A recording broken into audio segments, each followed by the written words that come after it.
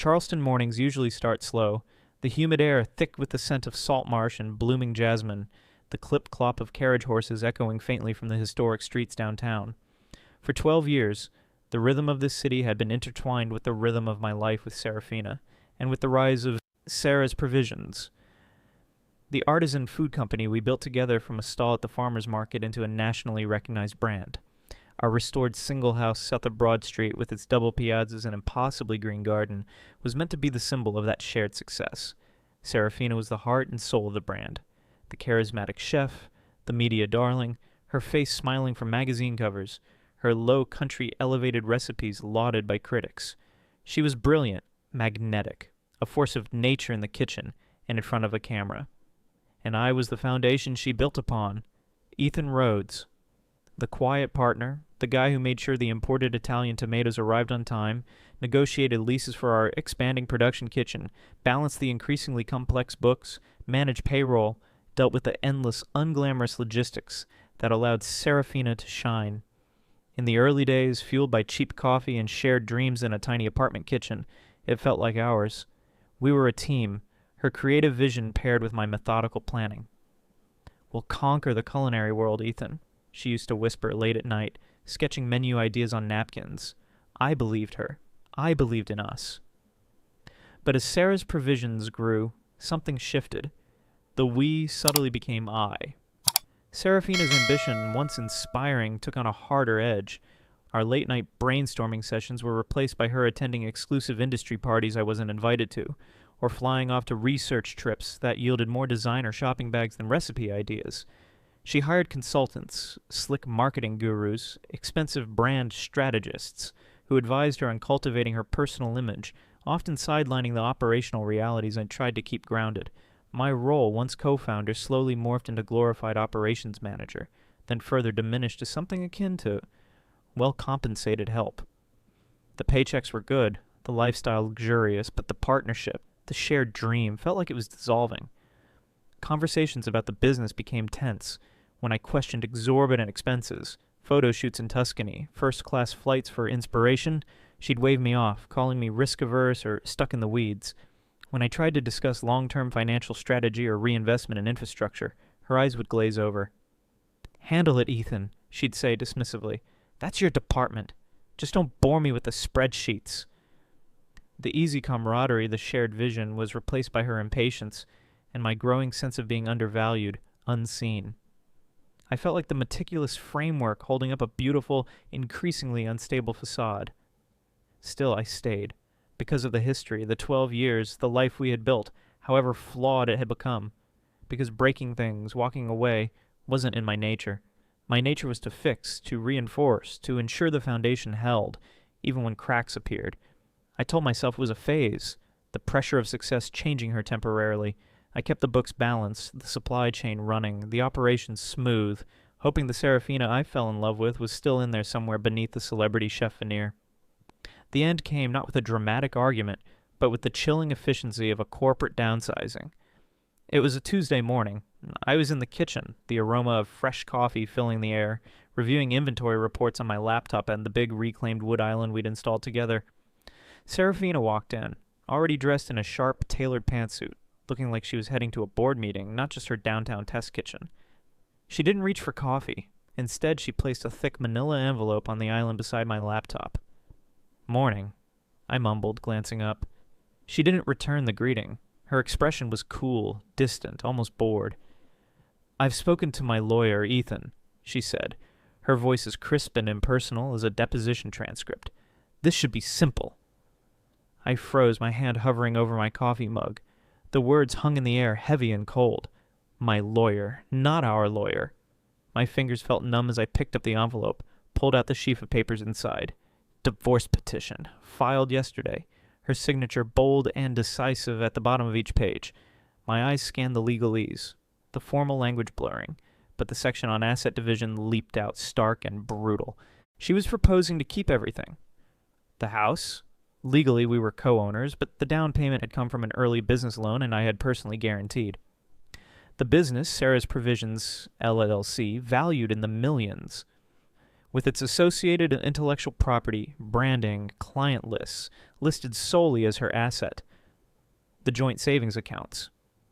Nearly empty, I now realize with a jolt, remembering her recent talk about needing liquid funds for a new distribution deal. The proposed settlement for me?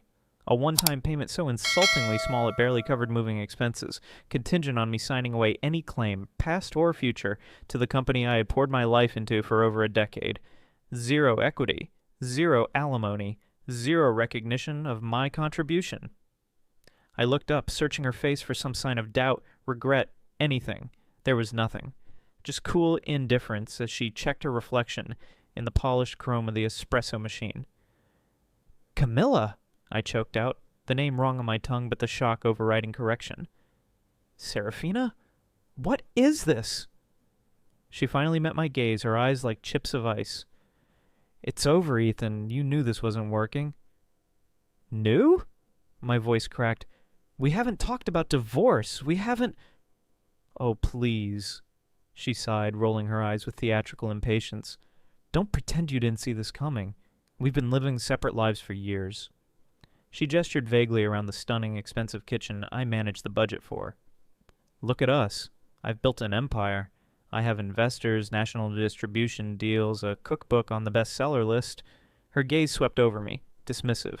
"And you're still here, balancing spreadsheets. You didn't keep up, Ethan. I grew. You didn't—" Each word was a precisely aimed blow, shattering the remnants of my denial. She didn't just want a divorce. She wanted to erase me, to rewrite history so that Sarah's provisions was solely her creation, her triumph, with me relegated to a footnote, a discarded piece of scaffolding. The quiet break I felt inside wasn't like a string snapping this time. It felt like a supporting column buckling, the entire structure of my life groaning under a weight it could no longer bear. I wanted to shout, to argue, to throw the papers back in her face, list every late night, every sacrifice, every contribution she was so conveniently ignoring. But I didn't. Years of being the quiet one, the one who absorbed her moods and managed the details kicked in. I simply stood there, the papers trembling slightly in my hand, the scent of coffee suddenly nauseating. "Right," I said, the word barely a whisper. She took that as acceptance. Relief flickered briefly in her eyes. "Good," she said briskly, picking up her designer handbag. "My lawyer, Mr. Thorne, will be in touch with yours to finalize the details. Try not to make it difficult." And with that, she turned, her heels clicking sharply on the antique heart-pine floors, and walked out the door, leaving me alone in the beautiful, silent house, holding the wreckage of our life in a manila envelope. She thought it was over. She thought she'd won. She had no idea what she'd just started. I don't know how long I sat there on the antique settee in the formal living room, a room Seraphina had decorated with expensive, uncomfortable furniture we rarely used, clutching those divorce papers. The shockwave receded, leaving behind a landscape of devastation. 12 years.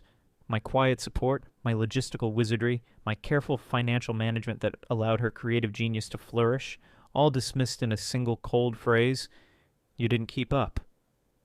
The injustice of it burned hotter than the initial shock. Keep up? I was the engine room of Sarah's provisions, while she was the glittering figurehead on the bridge.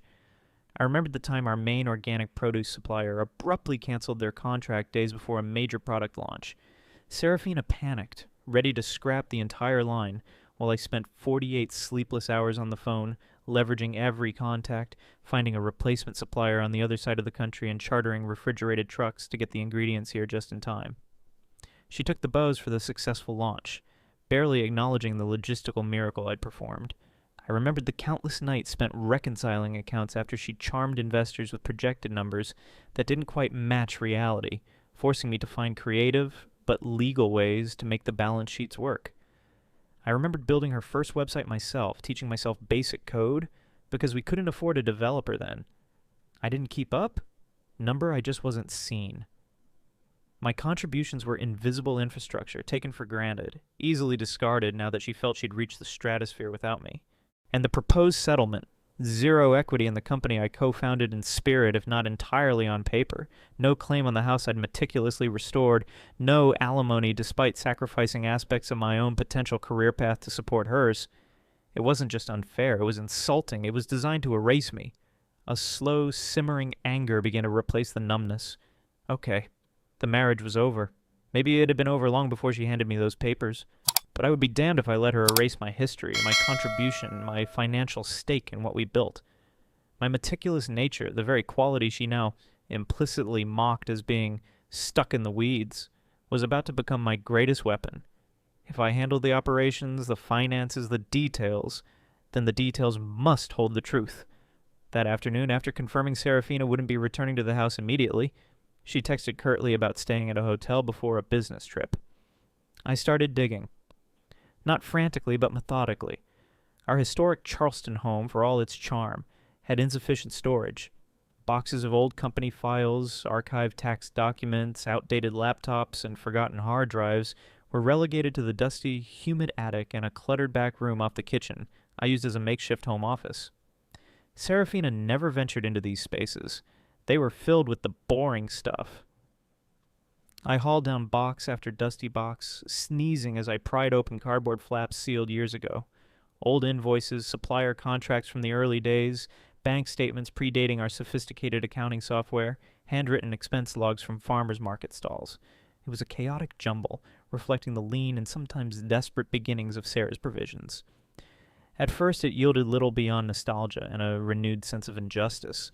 Receipts for ingredients bought on my personal credit card before the business had its own line of credit.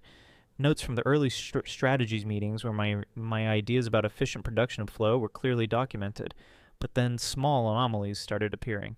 An invoice from a gourmet food consultant, Elliot Reyes, the name vaguely familiar, the fee surprisingly high for that early stage. Payments to vendors whose names I didn't recognize for services vaguely described. Expense reports Seraphina submitted for client entertaining on dates I knew she'd been out of town on personal trips. Individually, they were perhaps explainable, dismissible, but my mind, trained to see patterns in supply chains and logistical data, started connecting dots. There was a low-level hum of something not quite right, stretching back further than I initially thought. I needed guidance. I wasn't a lawyer or a forensic accountant. I needed someone who understood what constituted actual evidence versus mere suspicion. I thought of Leo Bellwether, a friend from a brief stint managing logistics for a law firm years ago before I joined Seraphina full-time. Leo was now a senior paralegal at a different firm downtown, sharp, discreet, and someone who understood the value of meticulous documentation. I called him, keeping my voice carefully neutral. Leo, it's Ethan Rhodes. Long time. Listen, I'm going through something messy divorce. Need some off-the-record advice on financial documentation. Leo, ever the professional, didn't pry. General advice or specific concerns? Specific concerns, I confirmed. My wife ran the creative public side of our business. I handled operations and finances, though wasn't officially compensated as such beyond shared living expenses. Now she's claiming full ownership, offering me basically nothing. I'm finding old records suggesting irregularities, questionable expenses, potential misuse of funds dating back years. What should I be looking for? Leo was silent for a moment. Patterns, Ethan. Always look for patterns.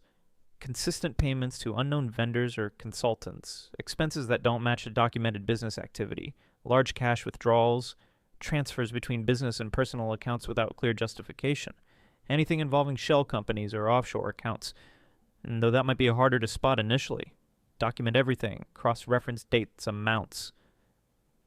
And, he added, if things look really fishy, especially with digital records, you might need someone who does data recovery or forensic accounting. Some things get deleted but rarely disappear completely. His advice crystallized my next steps. Patterns, digital trails. I thanked Leo profusely, promising to keep him updated and retain his firm officially, if it came to that. Back amidst the boxes and dust, I felt a renewed sense of purpose. Seraphina thought she had buried the past, discarded the boring details along with the man who managed them. She didn't realize those details. Those meticulously recorded crumbs might just be the key to unraveling her carefully constructed empire. The hunt for patterns had begun. The initial dig through dusty boxes yielded disturbing anomalies, but the paper trail was incomplete, fragmented. Seraphina, for all her carelessness with physical receipts, had become increasingly reliant on digital accounting software and cloud storage in recent years, realms she likely assumed were safely locked away from my non-technical oversight. Leo, my paralegal friend, had been blunt. If the real dirt exists, Ethan, it's likely in deleted emails, old software backups, or hidden digital ledgers. You need someone who speaks that language fluently. He recommended Maya Singh, a freelance forensic accountant and data recovery specialist operating out of a small, unassuming office tucked away on a side street near the Charleston Market. She's sharp, discreet, and knows exactly where people try to hide digital skeletons, Leo had assured me. Our first meeting took place amidst the aroma of roasting coffee beans at a quiet cafe. Maya was younger than I expected, maybe early 30s, with piercingly intelligent eyes and an air of calm focus that immediately put me at ease. I laid out the situation cautiously. The sudden divorce filing, the grossly unfair settlement offer, my background role in building Sarah's provisions, and the initial financial irregularities I'd unearthed from the paper archives. I handed her a couple of the old hard drives and USBs I'd found, containing backups from the company's earlier years. Standard story, unfortunately, Maya said after listening patiently, sipping her iced tea. The behind-the-scenes partner getting squeezed out when success hits. The question is whether it's just ruthless opportunism or actual fraud. She took the drives. I'll need secure remote access to any Cloud Eggs accounts you still share, if possible without triggering alerts. And any old laptops or devices you'd discarded, but you might still have. Over the next 2 weeks, Maya worked her digital magic, while I continued the charade of sorting through my belongings at the house, giving me cover to locate an old work laptop Seraphina had replaced and forgotten in the attic. Maya set up a secure, encrypted channel for communication. Updates arrived sporadically, like cryptic clues in a scavenger hunt. Found fragmented purchase orders matching inflated invoices from Gourmet Imports LLC, Julian Reyes' primary supplier company. Cross-referencing with baseline market prices for similar goods shows consistent overcharge, averaging 35 to 40% over 3 years. Recovered deleted email threads between Seraphina and Julian Reyes, discussing consulting fees tied to specific project milestones. Milestones don't correlate with any actual company projects during those periods. Payments total over $80,000. Analysis of archived accounting software backups, pre-QuickBooks migration, reveals duplicate expense entries and consistently miscategorized personal expenditures, spa treatments coded as product development, luxury hotel stays as supplier relations, designer clothing as marketing collateral. With each update, the picture grew clearer, uglier. This wasn't just sloppy bookkeeping or lavish spending. It was systematic, deliberate siphoning. Julian Reyes, the charming food consultant and premium supplier, wasn't just her lover. He was her accomplice, benefiting directly from inflated invoices and bogus fees paid out of the company I helped build. The breakthrough came when Maya managed to recover data from the old work laptop I found in the attic. It contained older versions of financial projections, an investor report Seraphina had prepared years ago, before she locked me out of the main accounting systems. Comparing these recovered files with the official report Seraphina later filed revealed significant discrepancies. Sales figures inflated, operating costs artificially lowered by hiding personal expenses, or the kickbacks to Julian. Profit margins exaggerated. She wasn't just misleading you, Ethan, Maya explained during a secure video call, sharing her screen to show the comparisons side by side. She was potentially committing investor fraud if she used these inflated numbers to secure funding or partnerships. Maya helped me quantify it. Based on the recovered data, the inflated invoices, the fake fees, the personal expenses run through the business, she estimated Seraphina, likely in collusion with Julian, had improperly diverted at least $400,000 over the past 4 years, possibly much more depending on what remained hidden in the current, inaccessible accounts. The number was staggering, but it wasn't just about the money anymore. It was the calculated, long-term nature of the deceit. This wasn't a sudden lapse in judgment.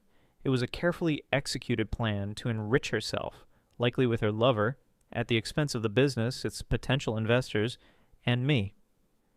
This changes the divorce proceedings significantly, Maya stated calmly. This isn't just about dividing assets. It's about uncovering financial fraud. Your lawyer needs to see this immediately. I knew she was right.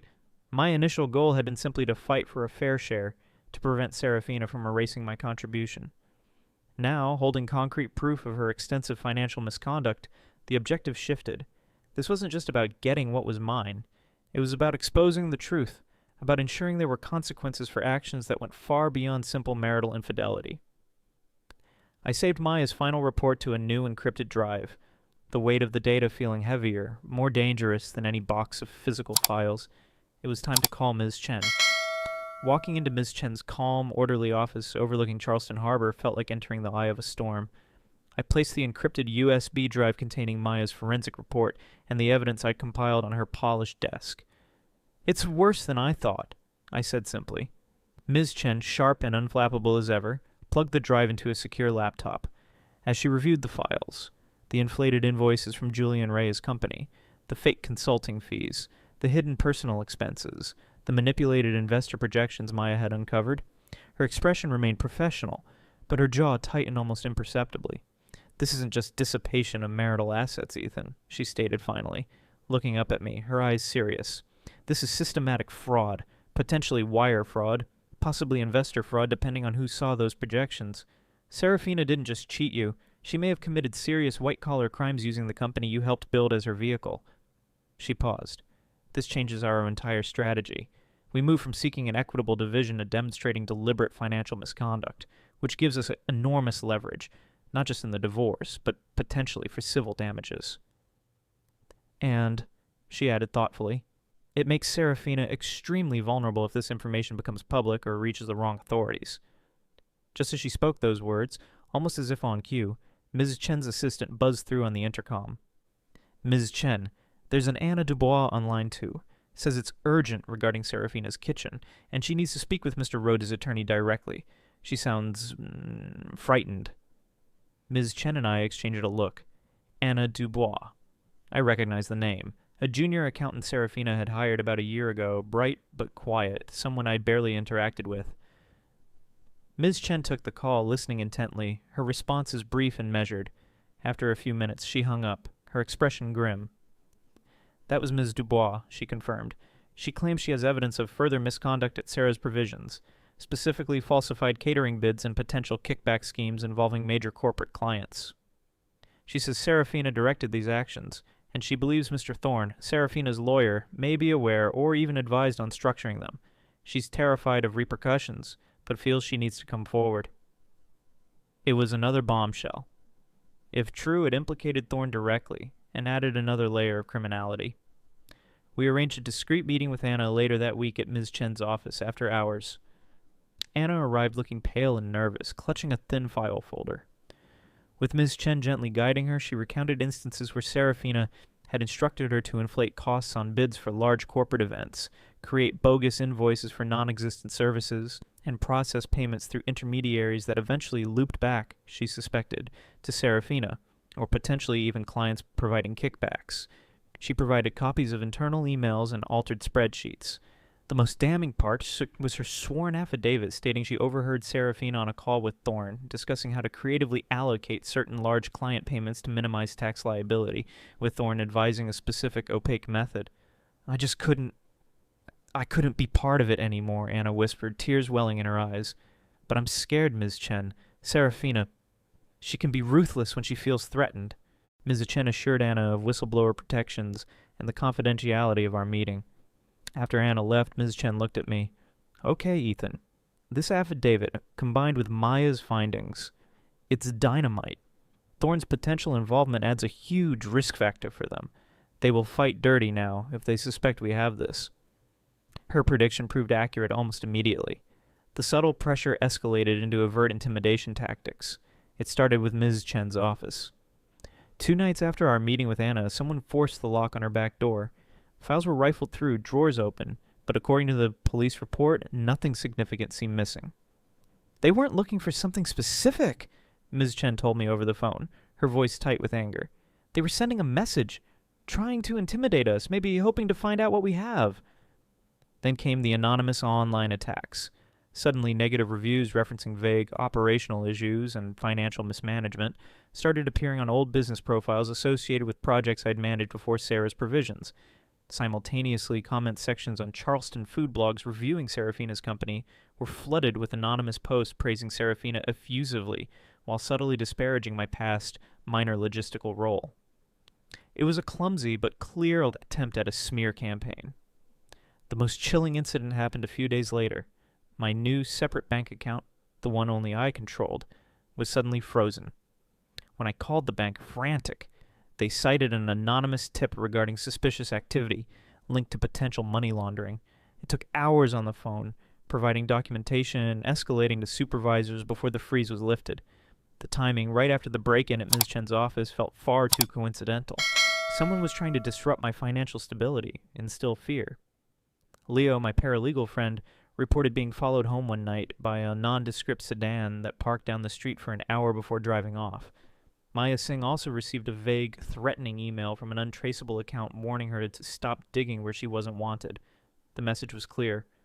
Seraphina, likely advised by Thorne, and possibly using less than savory contacts, maybe Julian Reyes, maybe others, was pushing back, hard. They knew I was digging, they likely suspected Anna had talked, and they were trying to scare us all off before the full extent of their fraud was exposed, especially now that it potentially involved Thorne himself. Fear mingled with my anger, a cold knot in my stomach. This wasn't just a divorce anymore. I had stumbled into something darker, potentially criminal. But backing down now felt impossible. Seeing their desperate, clumsy attempts at intimidation only strengthened my resolve. They were scared. They were vulnerable.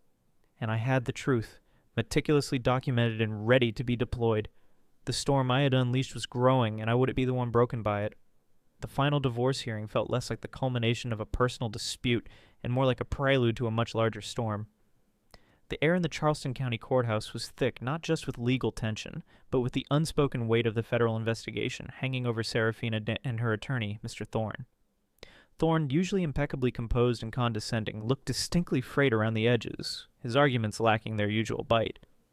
Seraphina sat beside him, ramrod straight, her face a pale, expressionless mask that couldn't quite conceal the panic flickering in her eyes. Ms. Chen and I sat opposite them, calm and prepared. We had presented the bulk of Maya's financial forensics and Anna's initial affidavit and pretrial motions, establishing the pattern of fraud within Sarah's provisions. Thorne's strategy seemed to be damage control. Concede the divorce, argue over the interpretation of asset division, and attempt to portray the financial irregularities as unfortunate bookkeeping errors or standard business practices, desperately trying to keep the scope limited to the marital dispute. He launched into his closing argument, a polished but ultimately hollow speech about Seraphina's visionary talent, the company's success being solely her creation, and the need for a settlement that reflected her ongoing contributions. He painted me as a disgruntled spouse exaggerating minor financial details out of spite. It was a weak performance, lacking conviction. When it was Ms. Chen's turn, she stood slowly, radiating quiet confidence. "Your Honor," she began, her voice clear and steady, "Mr. Thorne speaks of contributions. Let's examine the true nature of Ms. Rhodes's contributions, shall we?" She systematically dismantled Thorne's arguments, referencing the specific evidence of inflated invoices, fake consulting fees paid to Julian Reyes, and misappropriated company funds already submitted. Then she paused, letting the silence hang for a beat before turning back to the judge. "However, Your Honor, discoveries made subsequent to our initial filings reveal this matter extends far beyond marital asset dissipation. We have uncovered evidence suggesting a deliberate, potentially criminal conspiracy to defraud investors and possibly launder funds through offshore entities." A shocked murmur rippled through the small courtroom audience. Thorne shot to his feet. "Objection. Your Honor, this is unsubstantiated, inflammatory, and entirely outside the scope of these divorce proceedings." "Is it, Mr. Thorne?" Ms. Chen countered smoothly, holding up a new, thick binder. "Because this—" She placed it firmly on the clerk's desk to be passed to the judge. "Contains sworn testimony from a whistleblower within Sarah's provisions, detailing bid rigging and kickback schemes. It also contains a recently decrypted email correspondence between Ms. Rhodes and an international financial operative known as Mr. Blackwood, discussing methods for cleansing revenue streams and moving substantial assets offshore, coinciding precisely with periods of unexplained financial activity within the company." Thorne stared at the binder as if it were a venomous snake. Seraphina visibly trembled, her knuckles white where she gripped the table edge. The judge accepted the binder, his expression grim. He opened it, his eyes scanning the first page, likely Anna's affidavit or the initial Blackwood email excerpts. The courtroom held its breath. The judge read in silence for several long minutes, his frown deepening. He occasionally looked up, his gaze resting thoughtfully first on a pale and sweating Thorne, then on Seraphina, who seemed frozen in her chair. Finally, he closed the binder with a decisive thud that echoed in the quiet room. He removed his glasses, rubbing the bridge of his nose wearily. "Mr. Thorne," he said, his voice heavy with judicial authority. "The documents presented here by Ms. Chen contain allegations and a potential evidence of serious felonies, including conspiracy, wire frauds, and money laundering, extending far beyond the jurisdiction of this family court." He looked directly at Seraphina, then Thorne. "Given the gravity of these materials, and information indicating an existing federal interest in related matters," confirming Ms. Chen's earlier contact and the anonymous FBI photos it registered, "this court has a legal and ethical obligation." He took a breath. "Therefore, regarding the divorce petition itself, based on the previously submitted evidence of financial misconduct and infidelity clearly violating the terms agreed upon by both parties," he might have subtly referenced a prenup or simply the standard fiduciary duty between spouses, "this court grants the dissolution of marriage. Assets will be divided strictly according to demonstrated legitimate contributions, with significant weight given to the evidence of deliberate financial dissipation by Ms. Rhodes. Mr. Rhodes shall retain sole ownership of the marital home, and Ms. Rhodes's claims for alimony or further equity are denied." Seraphina let out a small, choked sound. Thorne started to object again, but the judge cut him off with a sharp look. "Furthermore," the judge continued, his voice hardening, "pursuant to my duty, I am ordering this entire binder of evidence, along with relevant court records from these proceedings, be immediately sealed and transferred to the U.S. Attorney's Office for the District of South Carolina and the Federal Bureau of Investigation for review and potential criminal prosecution." He banged his gavel. "This hearing is concluded." Chaos erupted. Thorne immediately started arguing with the clerk. Seraphina buried her face in her hands, her shoulders shaking. Ms. Chen calmly gathered her papers, giving me a brief, satisfied nod. As we walked out, Seraphina looked up, her eyes blazing with a mixture of hatred and sheer terror. "You!" she spat, her voice trembling with rage. "You did this! You ruined me!" I paused briefly at the courtroom door, looking back at the woman I'd spent 12 years building a life with, now facing complete personal and legal annihilation. "No, Seraphina," I said quietly, but loud enough for her to hear over the commotion. "You did this to yourself. I just turned on the lights." The months that followed saw the swift unraveling of Seraphina's empire. The FBI investigation, armed with our evidence and Anna Dubois' testimony, moved quickly. Seraphina was indicted on multiple federal counts. Facing decades in prison, she eventually took a plea deal, significant jail time, perhaps 5 to 7 years, forfeiture of all illegally obtained assets, massive restitution fines, and a lifetime ban from operating a business in the food industry. Thorne was disbarred for his role in advising and concealing the fraud, narrowly avoiding criminal charges himself by cooperating against others potentially implicated through the Blackwood connection. Sarah's Provisions was liquidated, its assets seized. Julian Reyes, implicated as a recipient of fraudulent payments, faced his own legal battles and financial ruin. The divorce settlement finalized in my favor, I sold the beautiful Charleston house, unable to live amongst the ghosts. After ensuring Anna Dubois was protected and had resources to start fresh, and setting up a substantial anonymous donation to a local food bank as a form of counterbalance to Seraphina's greed, I left Charleston behind. I bought a small, weathered cottage on Kiawah Island overlooking the marsh and the ocean beyond. The pace here was slow, dictated by the tides and the seasons. I didn't jump back into business. Instead, I started volunteering at a local community kitchen, teaching basic cooking skills, finding a quiet satisfaction in simple food, honestly prepared. I walked the beaches, learned to fish in the tidal creeks, read books I'd never had time for, letting the salt air and the slower rhythm heal something deep inside. The anger faded, replaced by a profound sense of peace tinged with melancholy. Justice had been served, brutally but necessarily. Revenge, I realized, wasn't the goal itself, but a byproduct of seeking truth. The real victory wasn't Seraphina's downfall, but my own liberation. Liberation from a toxic relationship, from a life built on supporting someone else's compromised dream. Liberation to finally build something authentic for myself, grounded not in ambition or appearances, but in quiet integrity. Standing on my porch, watching the sunset paint the marsh gold, the sound of the ocean at a steady pulse, I finally felt like the foundation was solid.